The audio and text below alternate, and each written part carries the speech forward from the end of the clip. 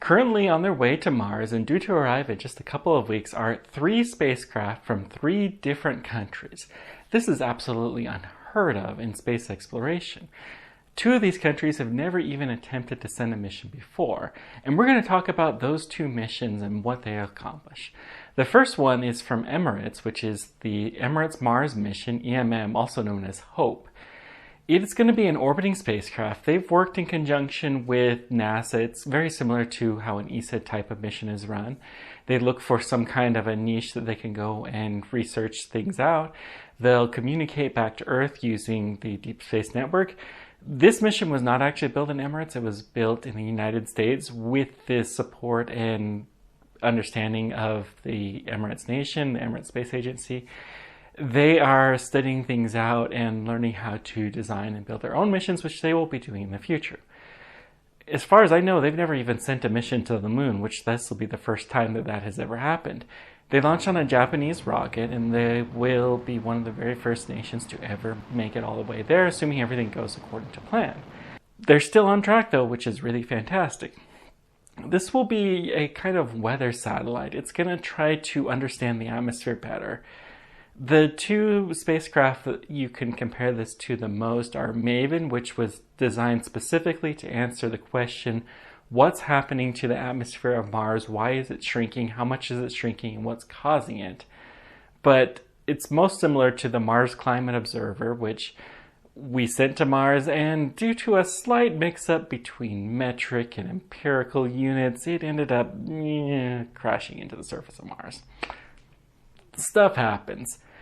But hopefully this will get us the weather data that we need, and understanding the atmosphere of Mars is really going to be helpful.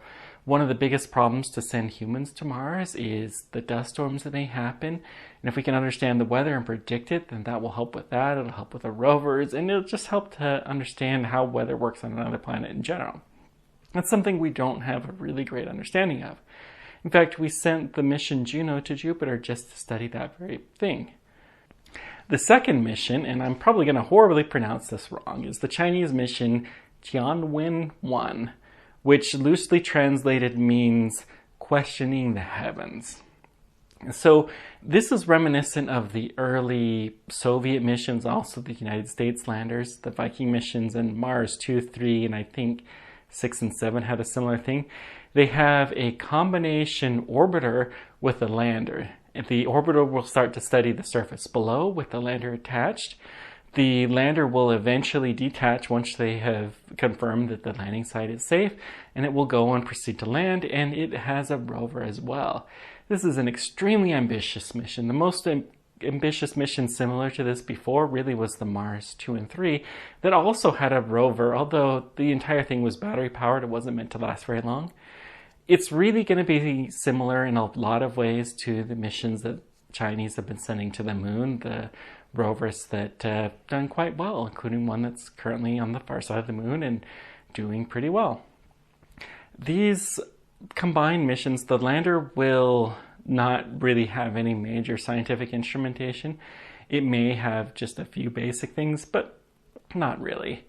The real core is the rover. The rover will be able to communicate back to the spacecraft directly, and it can also communicate back to Earth if it's not able to relay it through the spacecraft. But like all of the United States missions, it would be a lot easier if they can send it through the spacecraft, because you get a much better data link with the spacecraft than you do with a little rover on the surface of the planet. We all want those data, and you just got to get the best rate that you can do it. The one really novel thing about the Chinese mission is not so much the orbiter. The orbiter has some pretty nice cameras on board, and it'll take some pretty good images. It's kind of similar to the Mars Global Surveyor, just a little bit better. They're going to really get a decent understanding of the planet. The resolution will not be the highest that we have, but it's no doubt going to take some pretty pictures. The really cool thing is the rover, and the rover specifically has ground radar penetration system. So we've sent radars to Mars before, but they've always remained in the orbit. This one will actually be on the ground, and it may be able to say, hey, there's water right underneath us right now. Very cool if they can happen, and we get a better sense of what's underneath the surface. If you're pinging it from orbit, you really have just kind of a wider area that it's going to do, so you're going to get really, really great resolution from this. It's worth noting that the Perseverance rover also has a similar capability that the United States is sending, and we'll talk about that in an upcoming video.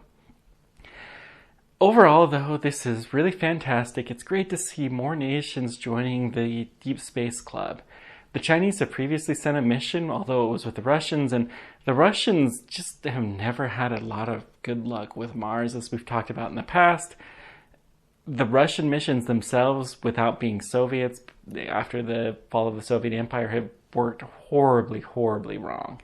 So yeah. But the Chinese mission, we have the best of hope, and it's doing pretty well so far.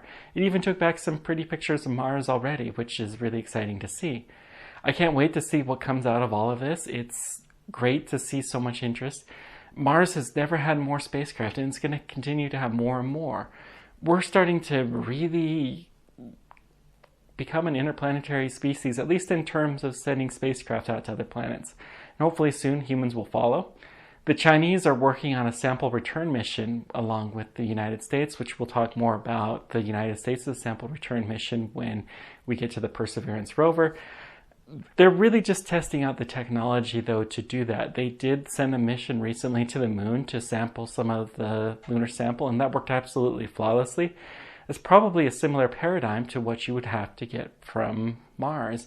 You're probably not going to send something directly back to Earth from Mars. And they actually sent the spacecraft into orbit around the moon, docked a spacecraft and brought it back. The Martian sample return mission is something I really hope we see soon. It's one of the great things, although the way SpaceX is going, we may have humans there before we're able to send a sample of it back. Who knows? Thank you guys so much for everything. Let me know whatever questions or comments you guys have. Congratulations to Emirates and China. Hopefully your mission continues to do as fantastic as it has so far. Until next time, keep on tracking. Take care, guys.